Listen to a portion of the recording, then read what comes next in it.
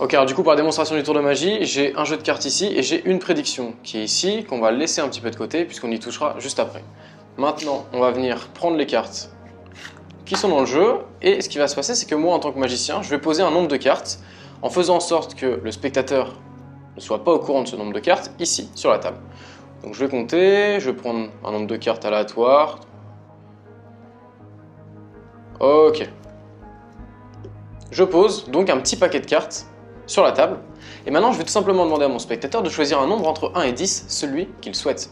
Admettons que le spectateur me donne le chiffre 7 par exemple. On va poser 7 cartes de plus. 1, 2, 3, 4, 5, 6, 7.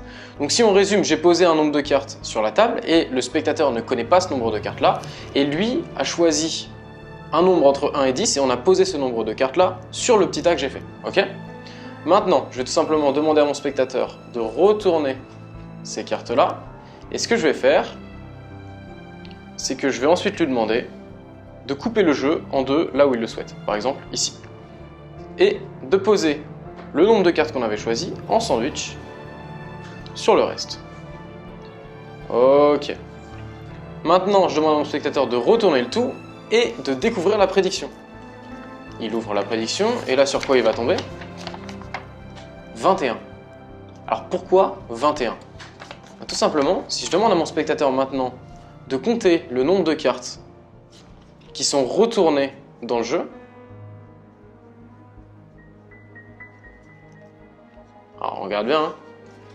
Si on compte ensemble, 1, 2, 3, 4, 5, 6, 7, 8, 9, 10, 11, 12, 13, 14, 15, 16, 17, 18, 19, 20, 21. Et le compte est bon, la prédiction est exacte. Voilà pour la démo du tour, on va passer directement aux explications. Ok, alors du coup pour les explications, vous allez voir que c'est un tour qui est super simple, qui demande zéro manipulation. Vous allez être capable de le reproduire juste après avoir vu la totalité de ces explications. Il faut bien regarder jusqu'à la fin, c'est très important. Premièrement, à savoir que le nombre qui a été placé en prédiction n'est pas définitif. C'est-à-dire que vous pouvez mettre le nombre que vous voulez.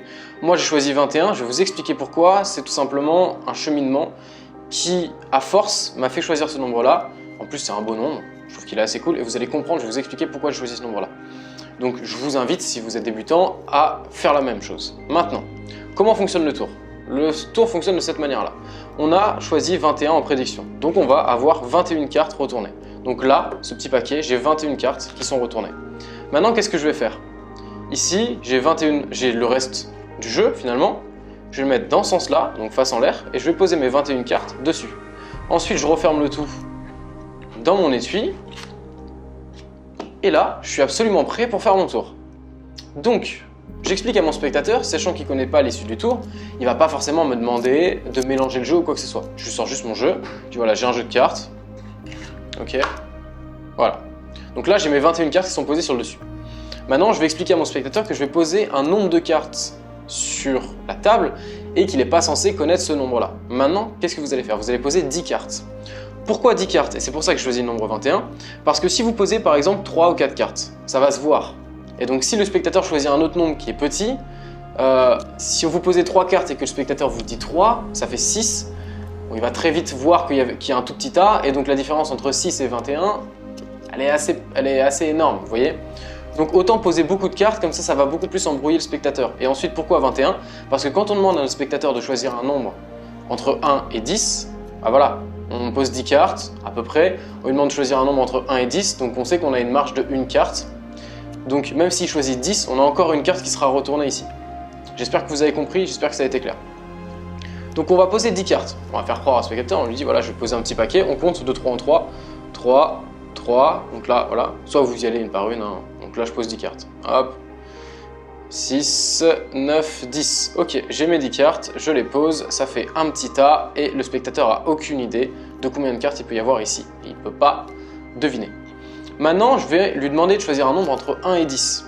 Là, il ne sait pas du tout ce qu'on va faire avec le tour. Il ne sait pas qu'il va devoir rajouter des cartes. Je lui demande juste, voilà, maintenant tu choisis un nombre entre 1 et 10, celui que tu veux. Ce qui fait que on va avoir l'impression que c'est vraiment aléatoire. Il va se dire, là, c'était totalement aléatoire. Il y a une chance sur 10 en fait, à la fin. Donc, le spectateur me donne un nombre. Alors là, on peut prendre par exemple 3. 1, 2, 3. Ok. Maintenant, ce qu'on va faire, c'est qu'on va demander à notre spectateur, donc on va avancer le jeu, on va lui demander de retourner le jeu, le mettre face en l'air, et pendant que le spectateur fait ça, son attention va être déviée du coup sur le jeu au moment où il retourne, et nous on va tout simplement effectuer cette petite passe là, hop là. C'est tout. C'est-à-dire qu'on va passer d'un jeu dans cette main à comme ça, pendant que le spectateur fait ça. Une fois qu'on a fait ça, on est bon. Pourquoi? Parce que là, on a beaucoup de cartes qui sont retournées et on a très peu de cartes qui sont comme ça. C'est-à-dire que si je demande à mon spectateur de couper le jeu en deux, il y a très peu de chances qu'il aille chercher les 3-4 dernières cartes qui sont en bas. Donc ce qu'on va faire, c'est qu'on va lui dire, et le spectateur nous écoute la plupart du temps, on va dire maintenant tu vas couper le jeu à peu près à la moitié du jeu. Donc le spectateur va couper à peu près comme ça. Et là, il n'a aucune idée qu'en dessous, on a notre nombre de cartes qui va nous permettre de compléter, au final, les cartes retournées pour que ça fasse 21. Donc le spectateur va poser, on va lui demander de poser les cartes, du coup, que moi j'ai posées, puisque lui, il a posé avec son nombre. Hop là. Et là, on va lui demander de regarder la prédiction. Alors bien évidemment, tout ça peut être fait par le spectateur, c'est-à-dire que c'est lui qui peut poser lui-même ses cartes, c'est lui qui peut tout faire au final. Nous, si on veut, on ne touche pas le jeu. Maintenant, on va pouvoir lui demander de regarder la prédiction. Il va voir 21, ou le nombre que vous avez choisi. Je vous conseille 21, très franchement. Et ensuite, eh bien, on va lui demander, ok, donc on lui demande de retourner le jeu avant, et on va lui demander de compter le nombre de cartes qui sont retournées. Eh bien, si le spectateur compte le nombre de cartes qui sont retournées, je vous le donne en 1000, vous le savez très bien.